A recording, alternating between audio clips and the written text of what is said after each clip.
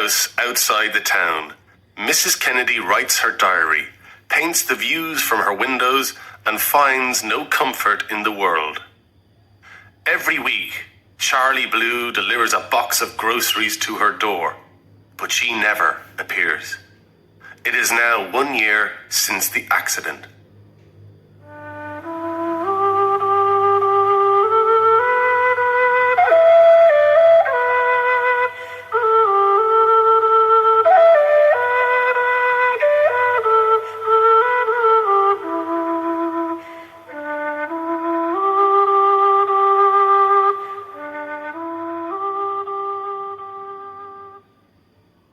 On Thursdays, after the last delivery of the long day, which was to the mad Kennedy woman, Charlie Blue was allowed to keep the van for the night. He could drive home to his mother, proud behind the wheel of the yellow van, waving to any of the boys from his school days he might happen to see in their long gardens, playing with their children or cutting their midsummer grass. The arrangement suited his mother. She would have the dinner ready for him, and then, after watching their favourite TV programme, Coronation Street, together, he would drive her into town to Horan's Hotel for her weekly game of cards.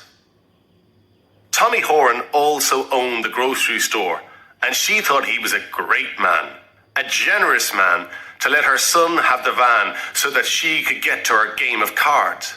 Charlie said nothing, but knew Tommy Horan to be a bit of a bollocks, selling his tired vegetables and soft tomatoes and eggs that were no longer fresh. He said nothing because his mother could become as nasty as her 12-year-old dog, which she allowed to sit on her knees while she fed it with the better bits of meat from her dinner plate. There was a light shower of rain as Charlie was driving to Mrs. Kennedy's. The sun appeared strongly again from behind the clouds.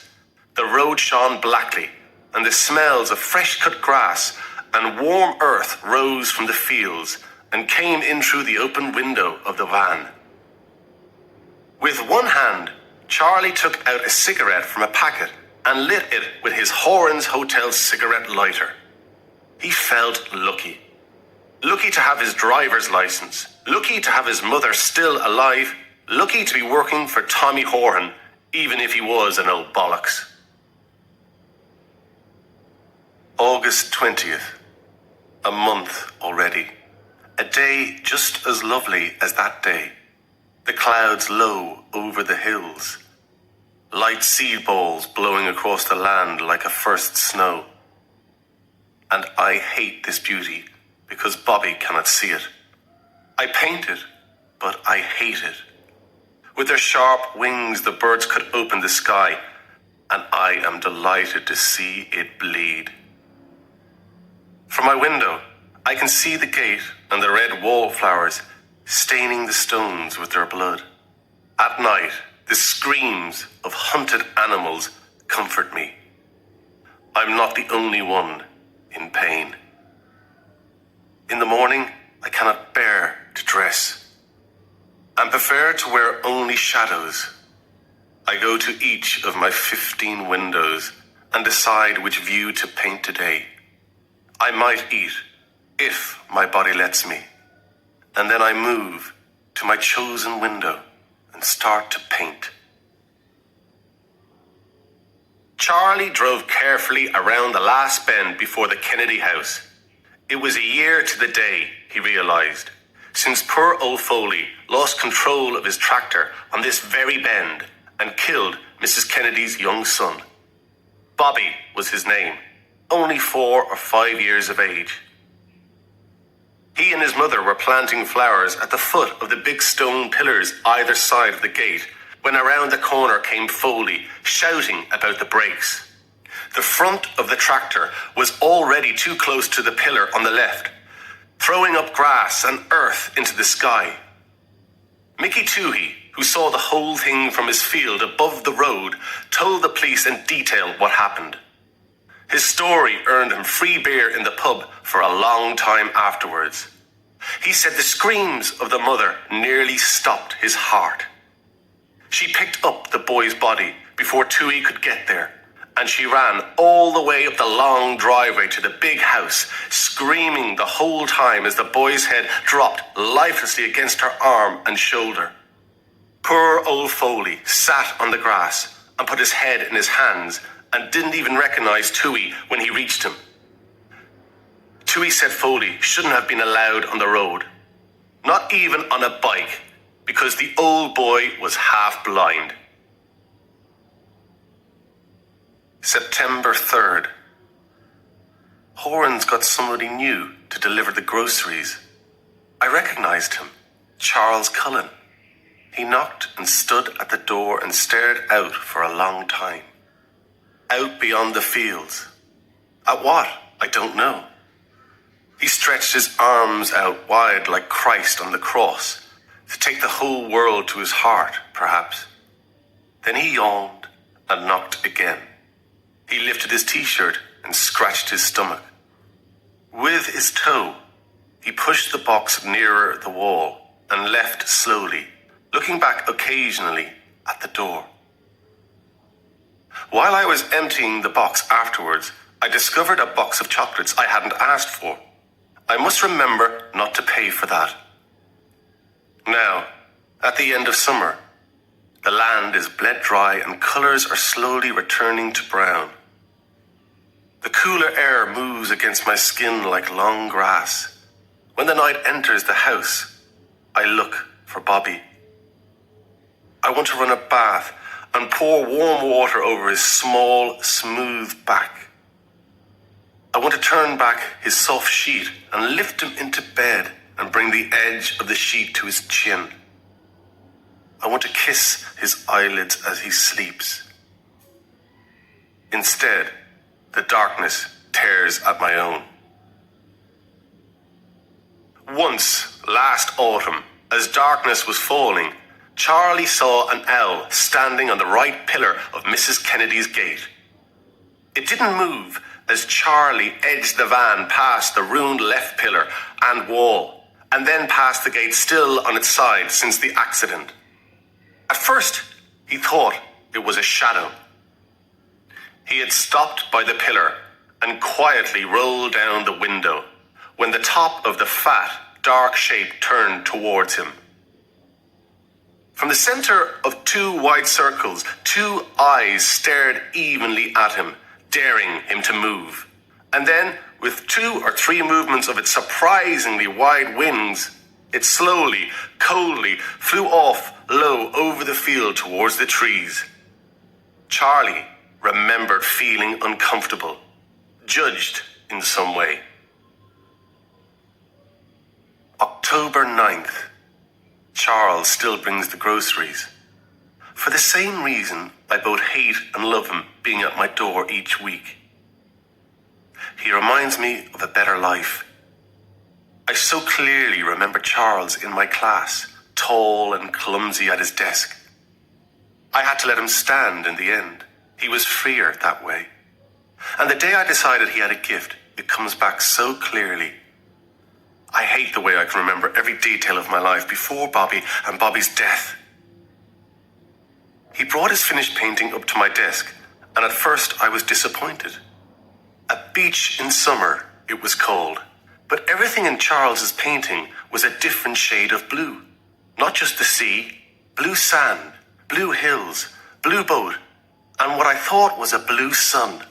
I asked Charles why he hadn't used other colours, and he said in that frightened way he had, "Well, miss, it's a beach at night time, you see." Charlie Blue, they called him after that. Maybe he still paints. I hope so. When the police arrived, Mrs. Kennedy wouldn't let them into the house, too, he said, nor the priest either. In the end, the police had to break a window and get in that way. They found her upstairs washing the child in the bath. The blood-stained water went everywhere, over the walls and the mirror, wetting the priest and the doctor as they forced the dead boy out of her arms. Dr. Murphy phoned his wife, who came over and stayed in the house. Mrs. Kennedy didn't come out of the bathroom until the next morning. She came downstairs, still covered in blood, and told Mrs. Murphy to kindly leave her house. Hasn't been seen outside her house and garden since the child was buried. From the high field, Tui says he sometimes sees her sitting all day at one of her windows, or walking naked to the woodpile, or throwing bits of food out for her cats. As Charlie drove the van up the driveway, he looked around for her, as he always did.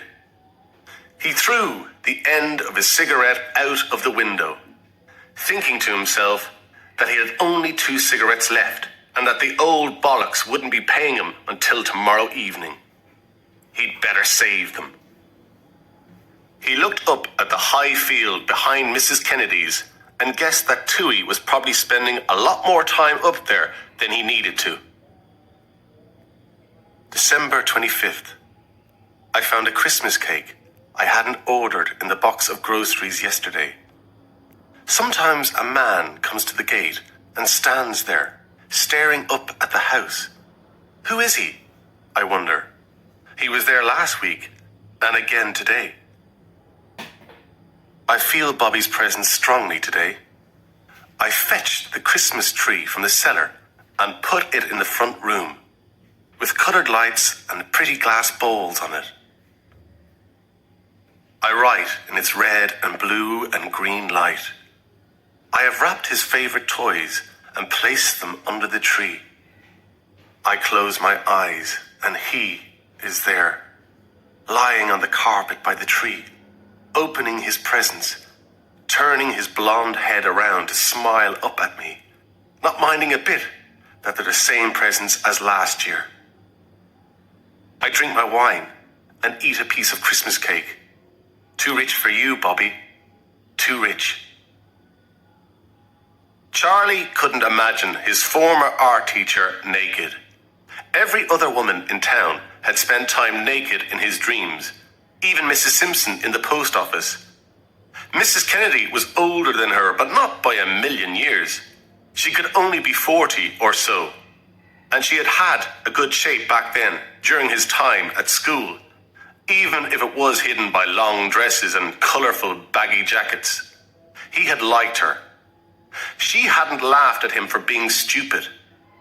She had put up a painting he had done of a beach at night time, right up beside the board where everybody could see it.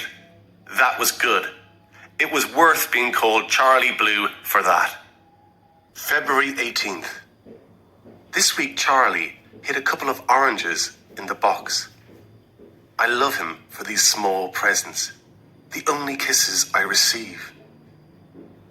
Today the stranger walked up the driveway to the door. I saw him clearly through the glass, tall, blonde-haired, blue-eyed, serious. He just stood there for a long time, unmoving. One of the cats scratched at the kitchen window, and I looked away for a moment.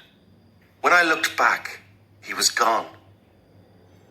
Snow fell again today, but a hard sun drove it into the hungry grass. Charlie felt sorry for the thin, grey mother cat. She came up to him as he pulled back the side door of the van. He reached down to scratch her head, and she replied by rubbing her whole body against the leg of his jeans. "It's not much of a life for you," Charlie said. "Not like you used to have, anyway." He was halfway to the front door when he saw last week's box exactly where he had left it. A busy line of black ants led from the box to a hole in the front wall of the house. Confused, he walked up and down for a while, looking at the front door and windows. He put the box he was carrying back into the van, lifted his t-shirt and scratched his stomach. Near the corner of the house, he saw a torn egg box and a pile of clean chicken bones.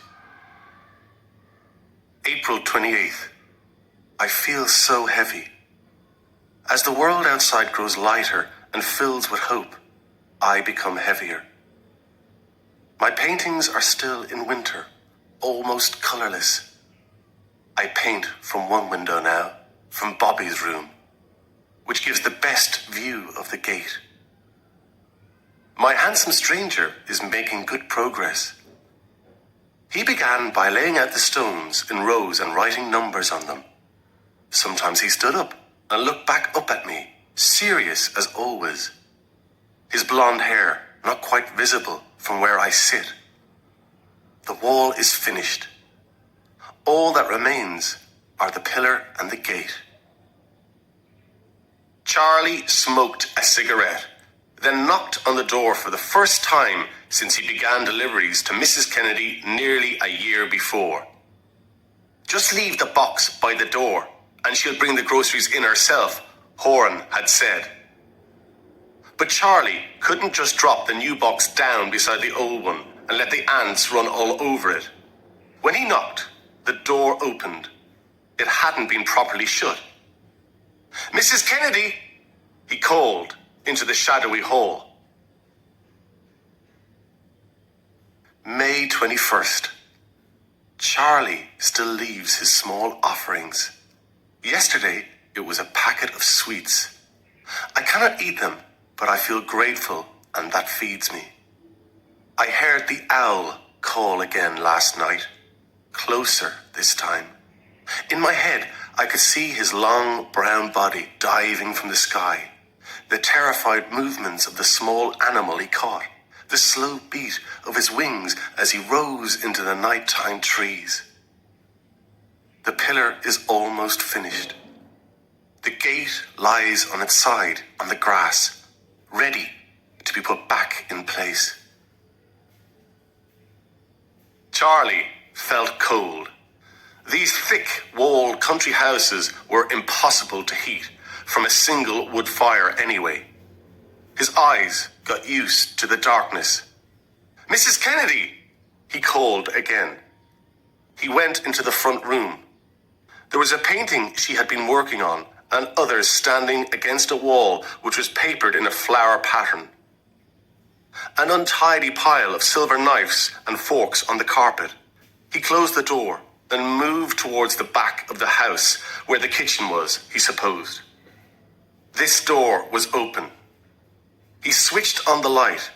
There was a fridge in the corner, still working. 3 bananas blackened in a glass bowl. He could see that rats had been here.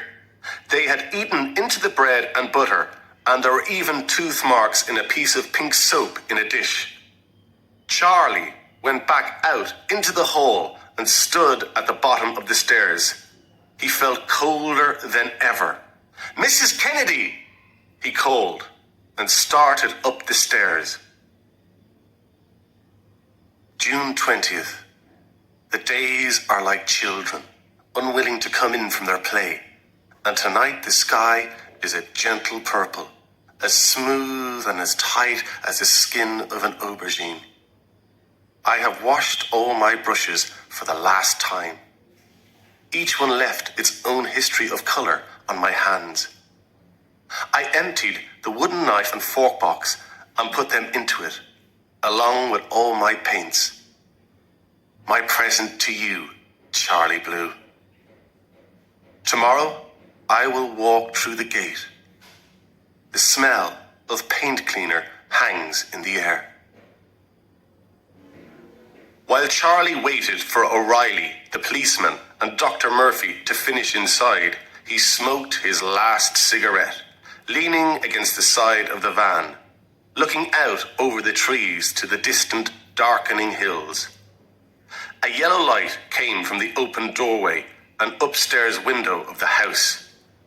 He had just finished his cigarette when O'Reilly came out and handed him a small wooden box, told him to go on home, that the ambulance could take over an hour to get there from Ballinasloe, and that there was no point in waiting. O'Reilly would see him tomorrow. Ambulances never hurry for the already dead. Charlie drove back into town and parked outside Horan's Hotel. The bollocks could keep his van. Through the hotel window, he could see his mother at her card game.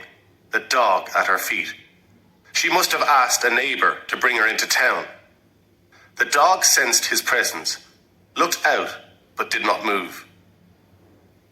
He reached into the van and took out Mrs. Kennedy's box of brushes and paints from the passenger seat. Shutting the door with his shoulder, he put her present under his arm and walked on, out past the last lights of the town and into the blue shadows of the moonlit countryside, feeling nervous but welcomed, like a stranger at home in what was once a foreign land.